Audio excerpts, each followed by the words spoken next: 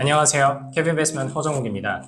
오늘은 제가 지금 오프라인 강의를 끝나고 와서 바로 지금 영상을 찍고 있는데 여러 가지 주제들에 대해서 한번 또 자유롭게 혼자 떠드는 시간을 가져볼까 하고요. 가장 첫 번째 주제는 가장 간단하게 주식 투자를 할 때 왜 재무제표를 봐야 하느냐에 대해서 이야기를 조금 나눠보려고 해요. 많은 분들이 이렇게 생각을 하세요. 주식 투자할 때 굳이 재무제표를 봐야 하느냐. 재무제표라는 게 뭐 심리적으로 공부를 안 해보신 분들도 일단 어감부터 상당히 공부를 오래 해야 될 것 같고 깊게 해야 될 것 같고 여러 가지로 난이도가 어려운 것처럼 많이들 느껴지시잖아요. 굳이 이렇게 어렵게 공부하기보다 조금 더 편한 방법으로 주식 투자를 하면서 자산을 불려갈 수 있는 방법이 없을까 질문도 많이 주시고 스스로도 다들 고민이 많으실 거예요. 물론 제가 재무제표를 통해서 주식 투자하는 걸 전달하는 강사이기는 하지만 재무제표를 꼭 봐야만 주식 투자에 성공할 수 있느냐? 사실 그렇지는 않아요. 주식 투자에서 성공할 수 있는 전략적으로 여러 가지 방식들이 있는데 그 중에서 굉장히 매력적인 하나의 수단과 전략이 재무제표를 통한 주식 투자라는 이야기지 재무제표가 없다고 해서 주식 투자에서 무조건 실패한다는 아닙니다. 하지만 방금 전에 뉘앙스로 언급을 드렸던 것처럼 재무제표라고 하는 수단은 여러분들이 주식 투자를 할 때 굉장히 유용한 수단이 될 거고 굉장히 여러분들을 실패로부터 지켜줄 굉장히 유용한 수단입니다. 사실 뭐 차근차근 유튜브를 통해서 말씀을 드리겠지만 주식 투자자를 위한 재무제표라고 하는 내용이 여러분들이 지금 머릿속에 떠올리시는 뭐 회계사나 여러 가지 정말 직업적으로 재무제표를 다뤄야 하는 그런 분들이 거쳐가야 되는 내용에 비해서 사실 그렇게 어렵지 않다는 거를 보여드리려고 하겠지만 오늘은 우선 여러분들의 심리적인 진입장벽을 조금 덜어드리고 그리고 반대로 재무제표를 진짜 공부하면 주식 투자가 이런 식으로도 편해질 수 있는구나, 내가 안전하게 내 자산을 운영해 갈 수 있구나 재무제표를 통해서 하는 걸 차근차근 말씀을 드려보고자 합니다. 크게 세 가지 포인트에 대해서 말씀을 드리려고 해요. 재무제표를 왜 봐야 하는가. 먼저 재무제표라고 하는 거에 정의부터 말씀을 좀 드려볼까요? 여러분 재무제표가 뭐라고 생각하세요? 보통 이제 회계학 원론 정도 배우신 분들은 재무제표는 그냥 뭐 4가지 정도의 서식으로 이루어져 있다. 재무상태표, 손익계산서, 자본변동표, 현금흐름표 이렇게 이루어져 있는 뭐 기업에 대한 장부 내지는 서식이다. 이렇게 만약에 말씀하신다면 여러분들은 재무제표의 정의를 말씀하신 것이 아닙니다. 그냥 재무제표의 구성에 대해서 소개를 하셨을 뿐이에요. 꽤 많은 분들이 재무제표가 정확히 뭔지 이해하지 못하신 상태에서 재무제표를 그냥 표면적으로만 받아들이시는 분들이 많아요. 그래서 재무제표가 뭐냐를 정의를 내리면 거기서부터 왜 주식 투자에 재무제표가 접목되어야 하는지를 아실 수 있거든요. 먼저 재무제표는 재무하고 제표를 끊어서 볼 수가 있겠죠. 애초에 재무제표 자체가 영어로 우리 financial statement라고 합니다. 재무적인 서식이라고 하는 얘기죠. 그래서 기업의 재무와 관련된 사항들을 하나의 표로 정리해 둔 거를 우리가 재무제표라고 합니다. 그럼 이제 다시 더 깊게 들어가서 생각을 해봐야겠죠. 재무가 뭐냐? finance라고 하는 게 뭐냐? 여러 가지를 표현을 할 수 있지만 가장 쉽게 표현을 드리면 그냥 기업이 돈 관리를 어떻게 하느냐예요. 그렇게 어렵지 않습니다. 기업이 돈 관리를 하는 활동을 우리는 재무라고 하고요. 그 재무가 무엇인지에 대해서 고민을 하시다 보면 그걸 정리한 재무제표가 뭔지도 당연히 감이 오실 거고 주식 투자에도 어떻게 접목해야 하는지 방향성이 잡히겠죠. 먼저 첫 번째로 재무라고 하는 건요. 모든 사업의 시작입니다. 그리고 기업이 하는 모든 활동, 그리고 특히 이제 기업의 비즈니스에 대한 이해의 출발점이 재무입니다. 뭐 한번 말씀을 드려볼게요. 여러분들이 사업을 한다라고 가정을 합시다. 사업을 할 때 여러 가지 준비 과정들이 필요할 거예요. 뭐 예컨대 여러분들이 치킨집을 차린다고 해도 일단 뭐 임대 들어가야 되겠죠. 그리고 뭐 치킨을 튀길 준비를 해야 될 거예요. 뭐 여러 가지 집기도 사실 거고 뭐 닭도 사실 거고 정말 말 그대로 여러 가지 그런 부분들이 필요한데 이 모든 과정들을 여러분들이 이거 없이는 할 수가 없습니다. 자금 없이는 할 수 없어요. 모든 사업에는 안타깝게도 자본이 필요합니다. 저는 무자본 창업이라고 하는 거에 대해서 믿지 않아요. 모든 사업이라고 하는 거는 간접적으로 자금이라고 하는 게 필요하고 자금을 줄일 수는 있겠지만 그 줄이는 과정에서 그 대가로 사업은 여러분들의 노동을 대가로 요구합니다. 그래서 편하게 가시려면 자본을 많이 투입하시면 되고요.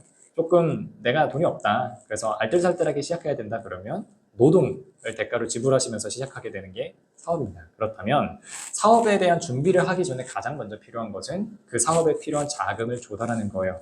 이게 재무의 시작입니다. 그렇다면 여러분들이 처음에 사업을 시작했을 때 자금을 어떻게 조달했느냐가 그 사업의 미래에 아주 현격한 영향을 미치게 됩니다. 예컨대 여러분들이 지금 직접 갖고 있는 돈이 없어서 은행에서 돈을 빌리게 된다면 여러분들은 사업이 성공하든 말든, 은행은 그런 거 신경 써주지 않아요. 성공하든 말든 은행에서 빌린 원금에 대해서 이자를 지불하게 됩니다. 그렇다면 여러분들이 사업을 시작했을 때 사업에 성공을 하는 동시에 은행에 빌린 원금에 대한 이자를 내가 착실하게 갚아갈 수 있느냐가 여러분들의 사업을 향후 분석할 때 가장 중요한 포인트가 되겠죠. 반대로 이렇게 생각할 수 있어요. 은행에서 돈을 빌리는 게 싫었다는 거죠. 그래서 여러분들이 모아둔 돈으로만 사업을 시작할 수 있어요. 그랬을 때 또 다른 문제점이 발생합니다. 어떤 문제점일까요? 이자를 내지는 않지만 여러분들이 여러분의 돈으로 사업을 시작하게 되면 기회비용이라는 걸 지불합니다. 여러분들이 사업을 하려고 하는데 1억 원 정도의 자금이 필요하다고 할게요. 근데 마침 여러분들이 모아둔 현금 1억이 있어서 은행에서 1억을 인출해서 사업을 시작했다고 가정할게요. 여러분들은 이 사업에 대해서 상당한 기회비용을 지불하고 있을 겁니다. 왜? 여러분들이 모은 1억이 어딘가에 묻혀 들어가 있거든요. 여러분들이 시작한 사업에. 이게 무슨 말이냐 하실 수 있어요. 사업에 투자하면 투자한 거고 그거에서 사업 잘하면 되는 거 아니냐. 사실 경제에서 말하는 기회비용이라고 하는 건 문제를 조금 더 복잡하게 만듭니다. 여러분들이 1억을 가지고 할 수 있는 일들은 정말 여러 가지가 있어요. 일단 예금에 넣어두면 예금 이자 1% 정도를 1년에 받을 거예요. 사실 그렇게 만족스럽진 않죠. 그런 적금에 들 수도 있겠네요. 요즘 제가 지금 영상을 촬영하는 날짜 기준으로는 은행 적금에 괜찮은 적금에 가입하면 한 4%에서 5% 정도 줄 겁니다. 여러분들이 1억을 가지고 그냥 소비를 하실 수도 있어요. 여자친구나 남자친구한테 사주고 싶은 선물을 사줄 수도 있고 여름에 투자를 해서 해외여행을 갔다 올 수도 있고 여러분의 만족과 효용을 위해서 그 1억을 얼마든지 활용하실 수 있어요. 하지만 지금 여러분들은 어떤 선택을 한 거냐면 여러분들이 그 1억을 가지고 낼 수 있는 모든 효용 가치를 다 포기하고 사업에 투자한 겁니다. 그렇다면 여러분들은 어떤 가정을 해야 되냐면 내가 지금 과연 이 사업에 내 돈 1억을 투자한 게 다른 기회비용보다 클까를 고민하셔야 돼요.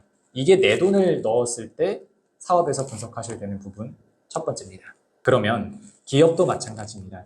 기업도 사업의 사이클, 영업의 사이클이 돌 때 중간중간에 계속해서 자금 조달을 하게 됩니다. 그 자금 조달이 기업이 원래 하던 사업을 잘해서 거기서 조달된 현금 흐름을 통해서 새로운 사업에 진출하는 경우도 있을 수 있고요. 혹은 은행에서 빌릴 수도 있어요. 아니면 거래 관계, 밸류체인 사이에서 여러 가지로 여유를 남길 수 있는 돈을 활용할 수도 있고요. 혹은 정말 급하다라고 하면 기업이라면 주주들에게 돈을 달라고 할 수 있습니다. 근데 보통 우리 이걸 유상증자라고 하죠. 여러 가지 방법들이 있어요. 기업이 자금 조달하는. 그리고 어떤 자금을 조달했느냐에 따라서 그 기업의 미래는 방금 비유 드렸던 것처럼 엄청나게 많이 달라지게 될 겁니다. 그리고 이는 사업의 퀄리티까지도 결정하게 돼요. 자, 예컨대 안정적인 차원에서 말씀을 드려볼게요. 어떤 기업이 사업을 하는데 그 사업에 들어간 돈을 전부 다 은행에서 조달을 했어요. 그럼 그 기업은 생각보다 다급해질 겁니다. 왜? 당장 내년부터 이자를 내야 되거든요. 그렇다면 은행에서 빌린 돈으로 사업을 하는 회사 같은 경우에는 당장 내가 다른 현금 흐름을 창출할 수 있는 소스가 있지 않는 한 굉장히 조심해서 사업을 해야겠죠. 왜? 이자를 못 내는 순간 우리 회사는 부도가 날 거거든요. 반대로 내 돈, 내가 기업에 그동안 유보해놓은 돈을 가지고 사업을 하는 경우에는 안정성의 차원에서는 여유가 생길 수 있습니다. 그렇다면 당장 사업의 성과가 그렇게 가시적으로 나타나지 않아도 그 기업은 기다릴 수 있는 것이죠. 이런 식으로 기업을 이해하고 기업이 영위하는 사업을 이해하고 그 사업의 미래를 전망하는 데 있어서 그 출발점이었던 자금 조달을 이해하는 것은 여러분들이 주식 투자를 할 때 굉장히 필수적인 작업이 될 거예요. 그리고 그 모든 것의 시작은 재무, 그리고 그것을 표현한 재무제표에 들어가 있기 때문에 첫 번째로 여러분들은 기업의 모든 활동의 스타트를 이해하기 위해서 재무제표를 보셔야 한다라고 말씀드릴 수 있겠습니다. 두 번째는요. 방금 전에는 제가 재무제표가 모든 사업의 시작이라고 말씀드렸는데 반대로 재무라고 하는 거는 모든 사업의 끝이기도 합니다. 그리고 끝은 다시 시작으로 연결이 될 텐데요. 왜 재무 그리고 재무제표가 모든 사업의 끝이냐면 기업이라고 하는 건 살아있는 존재가 아니잖아요. 기업이 자기 자신을 위해서 살지 않아요. 기업은 누굴 위해서 사냐면 자기의 주인을 위해서 사는, 즉 주주를 위해서 삽니다. 혹은 채권자를 위해서 살기도 해요. 채권자도 기업에 분명히 영향을 미치는 존재이기 때문에 좀 넓은 관점에서 생각을 해보면 기업은 채권자와 주주를 위해서 살아가고 있다고 생각하시면 됩니다. 그렇다면 기업의 존재 목적을 정의를 내려볼 수 있어요. 개인은 돈을 버는 목적이 내가 저축하기 위해서 라고 말을 해도 괜찮습니다. 어차피 내가 결국엔 쓰게 될 돈이거든요, 나중에. 하지만 기업이 돈을 목적이 번 돈을 자기 내부의 저축, 유보하기 위해서라고 한다면 그 기업은 기업으로서의 가치가 없습니다. 기업이 존재하는 목적은 뭐냐면요. 자신의 이해관계자들이 각자 자기가 응당 가져가야 할 몫을 적절히 챙겨주고 그들에게 부가가치를 배분해주는 것이 기업의 존재 목적이거든요. 그렇다면 기업이 이익을 벌었어요. 기업이 사업을 해서 영업이익을 한 100억 정도 냈단 말이죠. 그럼 그 100억 중에서 자신의 이해관계자들한테 각각 얼만큼 부가가치를 배분해 줄 것인가까지 어떤 사업의 한 사이클의 마무리라고 볼 수 있습니다. 여기까지 포함이 되어야 할 사업이 끝나요. 영업이익을 100억 정도 벌었으면 그 중에서 은행에서 돈을 빌렸다고 한다면 은행이 가져가야 되는 이자를 지급을 할 겁니다. 그래서 100억 중에서 이자가 얼마 나가겠죠. 좀 전까지는 말씀 안 드리기는 했지만 정부라고 하는 친구도 이해관계자들 자로 들어와 있어요. 정부는 세금을 가져가죠. 정부가 여러분한테 소득세를 가져간다면 기업 혹은 법인한테는 법인세를 가져가게 되죠. 그러면 정부한테도 세금을 줘야 됩니다. 그리고 남는 것, 그것이 사실은 손익계산서의 당기순이익으로 표현이 될 겁니다만 그리고 남는 걸 주주가 가져가게 되죠. 하지만 이렇게 가정을 해볼까요? 100억 중에서 10억 정도를 이자로 냈고 남은 90억 중에서 20% 정도인 한 20억이라고 합시다. 20억을 법인세를 냈다고 가정을 할게요. 그럼 70억 정도 남겠죠. 그럼 70억을 주주가 전부 다 가져갈 수 있느냐? 그렇지 않아요. 회사라고 하는 존재는 경영의 전문가인 이사회가 경영진을 구성하고 있기 때문에 이사회에서 꼭 70억을 전부 다 배당하지 말자라는 결론을 낼 수도 있습니다. 뭐 예컨대 70억 중에서 한 절반 35억 정도는 회사에 남기고 나머지 35억은 주주들한테 나눠주자라고 하면 그 35억이 배당이 되겠죠. 그리고 나머지 35억, 회사 안에 남아있는 35억은 내년의 비즈니스, 내년의 영업을 위해서 요긴하게 쓰이게 될 겁니다. 물론 정말 제대로 잘 쓰일 수 있느냐? 그건 기업의 이사에게 달렸겠죠. 자, 이렇게 되면 이 모든 일련의 과정들, 이 결국엔 기업이 영업을 통해서 벌어들인 영업이익을 각각의 이해관계자들한테 배분하는 과정입니다. 너무나 중요한 과정이죠.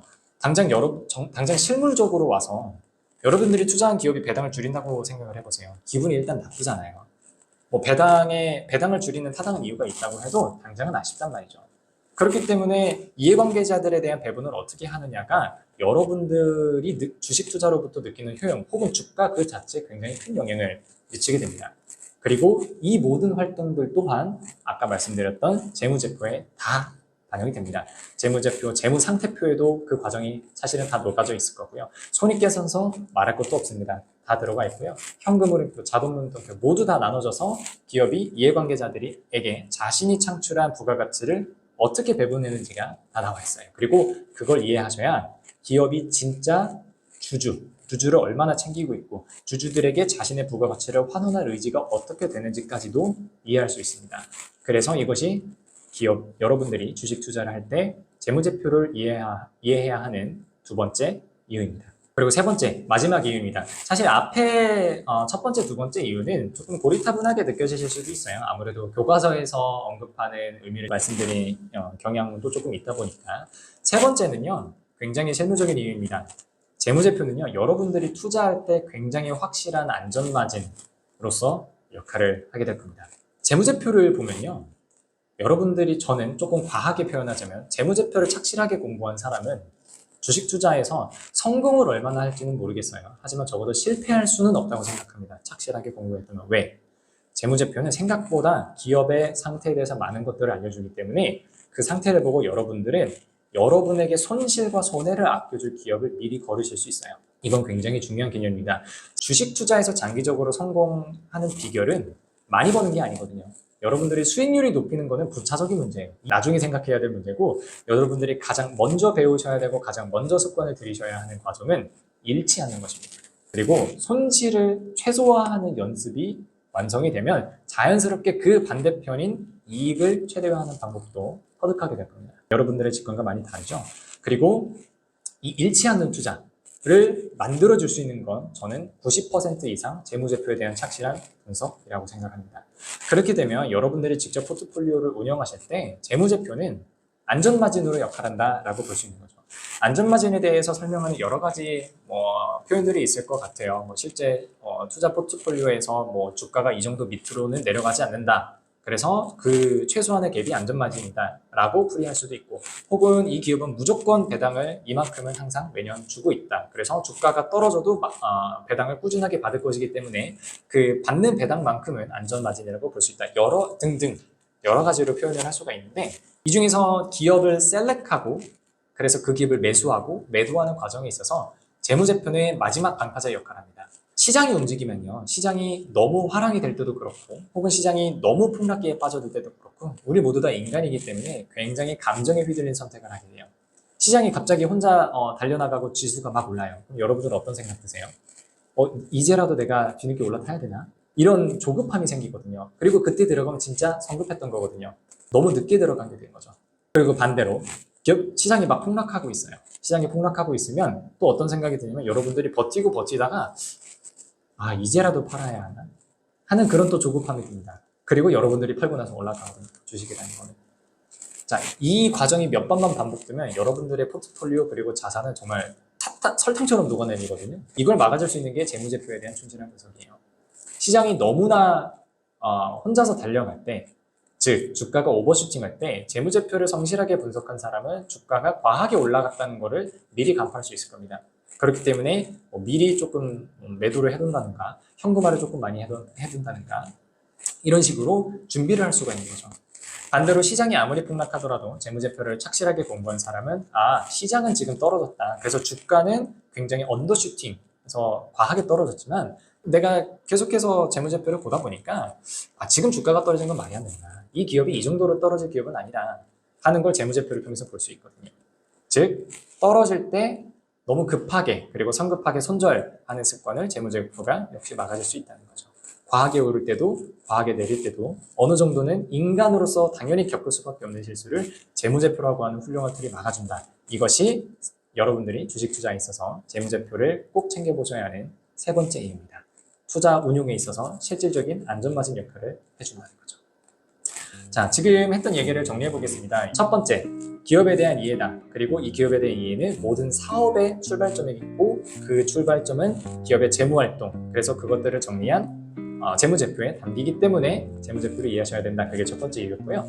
두 번째는 앞에서는 모든 사업의 시작을 재무제표가 담고 있다고 했지만 또 반대로 모든 사업의 끝 역시 재무제표에 담겨 있기 때문에 기업의 이해관계자들, 특히 주주가 그 기업의 실적과 성과로부터 얼마나 부가가치를 가져갈 수 있는지 또한 재무제표에 정리되어 있기 때문에 내가 가져갈 몫을 계산하기 위해서라도 재무제표를 보셔야 됩니다. 그게 두 번째 이유였어요. 그리고 세 번째, 조금 더 실무적으로 넘어와서 투자자는 모두 다 인간이기 때문에 시장이 움직이고 사회 환경이 바뀌고 거시경제 환경의 움직임에 따라서 인간은 필연적으로 실수할 수밖에 없는 환경에 노출됩니다. 그리고 우리는 감정적이기 때문에 그 환경에 휘둘리게 되죠. 그때 여러분들의 실수를 막아줄 수 있는 것이 재무제표다. 왜? 재무제표는 최대한 객관적으로 적혀있는 숫자, 정량적인 정보이기 때문에 숫자에 근거해서 판단을 하시면 여러분들이 너무나 주관적으로 휩쓸릴 수 있는 경향을 완화시켜줄 수가 있다. 그래서 안전마진으로서 역할합니다. 이게 세 번째 이유였습니다. 여러분들한테 얼마나 설득이 잘 되었는지는 모르겠어요. 혹시 설득이 안 되셨다라고 하면 또 다른 더 설득력 있는 이유를 준비해서 다시 영상을 찍어볼 텐데요. 제가 오늘 말씀드린 세 가지가 장기적으로 투자를 하시다 보면 정말 중요하게 작용할 내용이거든요. 그래서 꼭 잊지 마시고 재무제표랑 친해지는 습관 들이시는 계기가 되셨으면 좋겠습니다. 감사합니다.